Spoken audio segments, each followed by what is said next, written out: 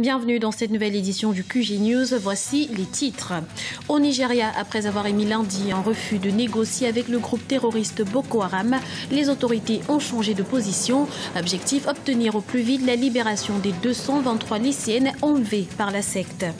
Au Congo-Brazzaville, l'expulsion des ressortissants de la République démocratique du Congo risque d'avoir des répercussions néfastes sur le pouvoir d'achat des habitants. Ces derniers craignent une flambée du prix des produits en provenance de Kinshasa.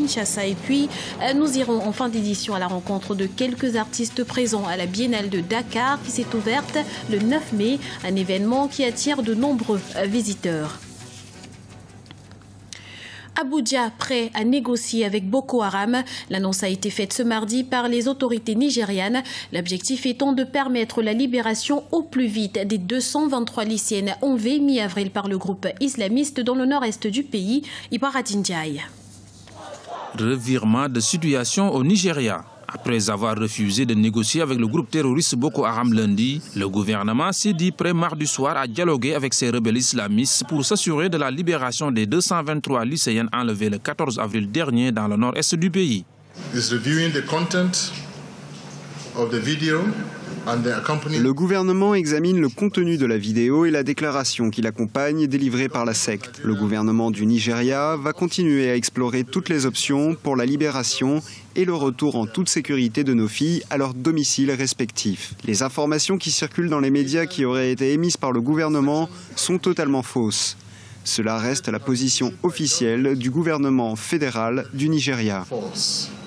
This remains the official position of the federal government of Nigeria. En ligne de mire du gouvernement nigérian, le chef de l'organisation Aboubakar Chekou, le chef fanatique est l'un des terroristes les plus recherchés d'Afrique et c'est lui qui aurait directement commandité l'enlèvement des lycéennes. Abou Kaka n'est plus, Aboubakar Chekou n'est plus. Un sommet de haut niveau sur la sécurité est prévu ce samedi 17 mai à Paris en France. Au moins 5 pays africains, notamment le Nigeria, le Tchad, le Cameroun, le Niger et le Bénin, seront présents pour trouver une réponse adéquate face à Boko Haram et le terrorisme en général. Et le groupe islamiste Boko Haram a multiplié les attentats au Nigeria ces derniers mois, ciblant généralement des églises et parfois même des bases militaires. Des attaques qui se sont déjà soldées par des milliers de victimes. Et malgré la traque des autorités nigérianes, le groupe reste encore très actif. Comment l'expliquer? Élément de réponse avec notre éditorialiste Gracien Rokundikiza. L'armée nigériane n'est pas formée pour combattre ce type de guérilla, la guérilla urbaine et la guérilla même au niveau de la campagne, au niveau des habitations, parce que c'est une armée qui est très mécanisée, une armée très moderne, mais qui n'a pas d'équipement ou qui n'est pas formée pour combattre ce type de terrorisme. On sait bien qu'aujourd'hui, les renseignements ont beaucoup évolué, mais pour combattre les islamistes, il faut un renseignement des personnes, non pas du matériel. Il faut qu'il y ait des gens qui entrent dans le corps de Boko Haram, dans le groupe, pour donner des renseignements. Dans l'actualité également, Sekouba Konaté attendu au Togo au nom de la force africaine en attente. Il doit s'entretenir avec le président Faure Gnassingbé, président de transition en Guinée. De janvier à décembre 2010, le général Konaté s'est vu confier depuis fin 2010 la mission de mettre en place la force africaine en attente décidée en 2002 par les dirigeants de l'Union africaine. Après le Togo, il devrait se rendre au Niger et en Mauritanie pour solliciter leur soutien afin que le projet soit réalisé en 2015. Au Congo-Brazzaville, le départ massif des Congolais de la République démocratique du Congo a un impact négatif sur le secteur d'activité dans lequel ils exerçaient. À Brazzaville, ils sont nombreux à craindre une augmentation du prix de certaines denrées alimentaires, en partie fournies par Kinshasa. Reportage de notre correspondant au Congo, Prince Bafolo. Les Congolais de la RDC sont partis dans la précipitation, chassés pour certains et d'autres par précaution. Mais en partant, ils ont laissé vacantes certaines activités économiques, créant ainsi un vide. Un départ massif qui a un impact sur l'économie locale. Nous sommes à Poto-Poto, l'un des plus grands marchés de la capitale congolaise, Brazzaville. Voici la célèbre rue Aoussa, connue pour la vente de produits de beauté et ses services de coiffure, pédicure, manicure et pose de fossiles. Une spécialité des Congolais de Kinshasa. Ces jeunes filles sont les dernières coiffeuses ressortissantes de la RDC ici. Les filles qui travaillaient avec nous étaient toutes des Quinoises. Nous étions vraiment nombreuses ici, mais la majorité est partie. En un mois, le nombre de ces travailleurs du secteur informel est passé de 80 à 4 dans cette rue.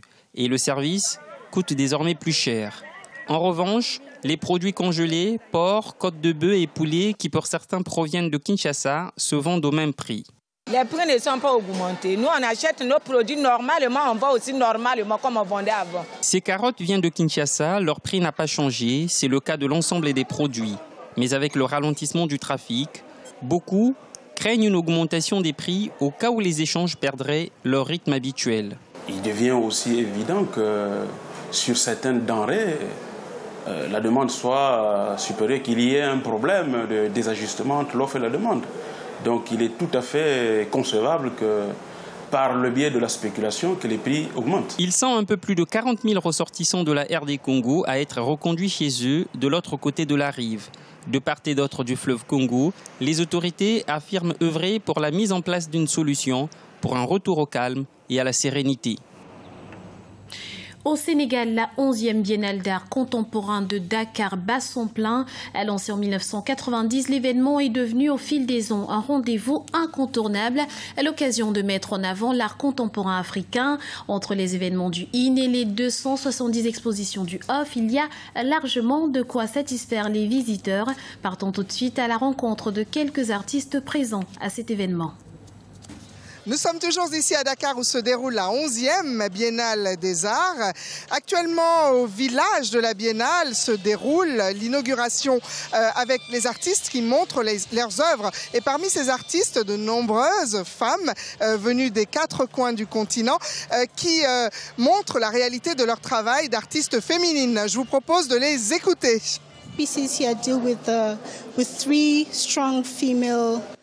Ce tableau représente 3 grandes femmes africaines. Là, les Amazones de Guinée. Ici, c'est la reine Nandi, la mère de Shaka Zulu. Et ici, Ofoboulayo Kuti, la mère de Fela. Le but pour la Biennale était de donner une grande visibilité à la femme africaine, surtout avec ce qui se passe au Nigeria en ce moment où ces jeunes filles ont disparu. Mon vœu, c'est qu'elles rentrent chez elles. C'est pourquoi je voulais être leur porte-voix.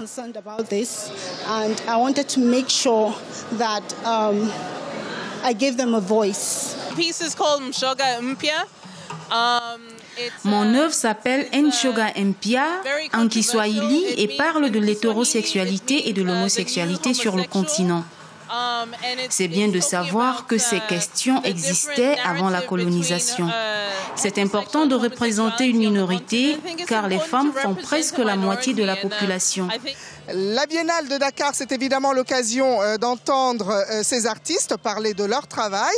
Un travail qui parfois s'érige en revendication, en affirmation. Un travail qui souvent aussi parfois militant quand il s'agit des femmes. C'est ce que toutes ces artistes sont venus ici exposer et montrer au nombreux public de Dakar venus admirer leurs œuvres. Je suis agréablement surprise par rapport aux autres années, par toutes les innovations et par la beauté des œuvres. Mais j'aime déjà bien la forme en fait que ça prend moi ça me donne vraiment beaucoup envie de créer, ça me stimule, ça me nourrit. Je vous rappelle pour info que la Biennale de Dakar se poursuit jusqu'au 8 juin à Dakar et dans toutes les régions du pays. Après Yaoundé au Cameroun, c'est Lomé, la capitale togolaise, qui accueillera l'édition 2014 de Miss Beauty Africa en octobre prochain. Lancé en 2013, l'événement célèbre la beauté des femmes africaines. Une vingtaine de jeunes filles âgées de 18 à 28 ans provenant des différents États africains y prendront part en vue de briguer le titre tant convoité de Miss Beauty Africa. C'était le journal de la rédaction. Nous vous remercions pour votre fidélité. Dans un instant, une nouvelle édition du QG News sur Africa 24.